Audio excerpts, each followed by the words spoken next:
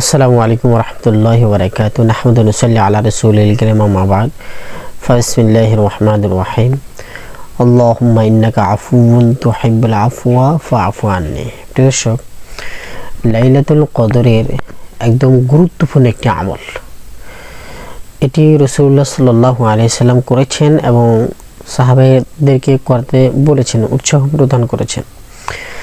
লাইলাতুল কদরের মধ্যে লাইলাতুল কদরের রাত্রিতে এই দোয়াটি রাসূল সাল্লাল্লাহু আলাইহি সাল্লাম বেশি বেশি করতে বলেছেন। প্রিয় দর্শক, আমরা সকলে অবশ্যই জানি যে দুআউ মুখুল ইবাদা, দোয়া হচ্ছে সকল ইবাদতের মগজ, মূল ভিত্তি। অন্য হাদিসের ভিতরে রাসূল সাল্লাল্লাহু আলাইহি সাল্লাম বলেন যে আদ-দুআউ হুয়াল ইবাদা, দোয়া এটাও একটি ইবাদত। দোয়া এটাও কি ইবাদত। দোয়া উজু কালাম বানিয়ে হাত তুলে কেঁদে কেঁদে গিরে আল্লাহর কাছে কান্নাকাটি করা, এটাকে দোয়া বলে যে বিষয়টা এরকম না। হ্যাঁ, এছাড়া নামাজের পরে আমরা যে মুনাজাত দিই ওটাকে দোয়া ওইভাবেই দোয়া করতে হবে যে বিষয়টা আমি হাঁটতেছি, চলতেছি, উঠতেছি, বসতেছি, কোথাও যাচ্ছি, সবখানে দোয়া। আল্লাহ আমি হেঁটে এক জায়গায় যাচ্ছি, আল্লাহ তুমি আমি এখানে সহি সালামতে পৌঁছে দিও, দোয়া। আমি কোথাও গাছে উঠতেছি, আল্লাহ আমাকে সহি সালামতে গাছের উপরে উঠার তৌফিক দান করো। গাছ থেকে নামতেছি, আল্লাহ আমাকে সহি সালামতে গাছ থেকে নামার তৌফিক দান করো।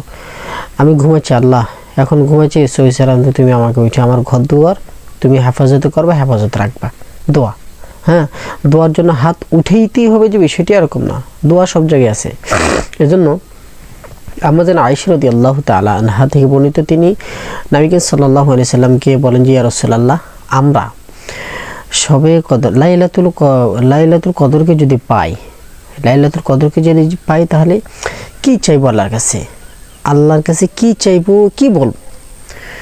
তখন দেখেন, একটি দোয়া হচ্ছে যে আমরা নিজেরা করি, হ্যাঁ আল্লাহ আমার এই সমস্যার সমাধান করে দাও, আল্লাহ আমাকে এইটা দাও, ওইটা দাও, নিজেরা দোয়া করি।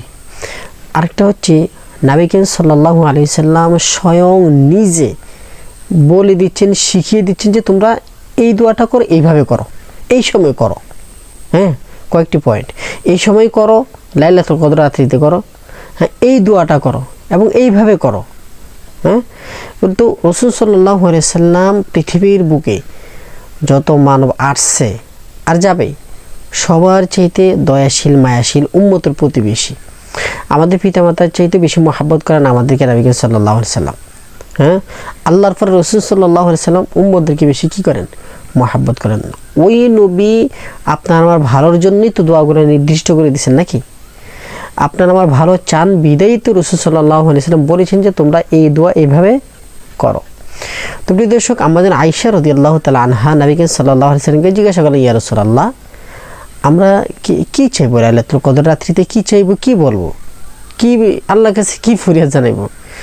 তখন নবী সাল্লাল্লাহু আলাইহি সাল্লাম বলেন যে তোমরা এই দোয়াটি বেশি বেশি পড়বা, আল্লাহুম্মা ইন্নাকা আফুউন তুহিব্বুল আফওয়া ফা'ফু আন্নি, আল্লাহুম্মা ইন্নাকা আফুউন তুহিব্বুল আফওয়া ফা'ফু আন্নি। এই দোয়াটাই বেশি বেশি, দেখেন এর অর্থ খুবই সুন্দর। হে আল্লাহ, তুমি ক্ষমা করে দাও এবং তুমি ক্ষমাকে পছন্দ করো, ক্ষমা করে দেওয়াটাকে কী করো? পছন্দ করো। তাই আমরা তোমার কাছে ক্ষমা চাচ্ছি, আমি তোমার কাছে ক্ষমা চাইছি, তুমি আমাকে কী করে দাও? ক্ষমা করে দাও। ইন্নাকা আফুউন তুহিব্বুল আফওয়া ফা'ফু আন্নি, আমাকে ক্ষমা করে দাও। আর যদি না বলি, আমাদের সবাইকে ক্ষমা করে দাও, সকলকে, আমার পরিবার পরিজন, পাড়া প্রতিবেশী, আত্মীয় স্বজন যারা আছে সকলকে এর ভিতরে কী করে নিয়ে আসছি? সামিল করে নিয়ে আসছি না বলে। তো আফুউন তুহিব্বুল আফওয়া ফা'ফু আন্নিও বলতে পারি, নাও বলতে পারি। আন্নি বলে নিজের জন্য হবে, আমাকে ক্ষমা করে দাও, না বলে আমাদের সকলকে কী করে দাও? ক্ষমা করে দাও। তো প্রিয় দর্শক, লাইলাতুল কদরের রাত্রিতে আমরা এই দোয়াটি বেশি বেশি পড়ব এবং অন্যকে উৎসাহ করব এই দোয়াটি বেশি বেশি কি পড়ার জন্য।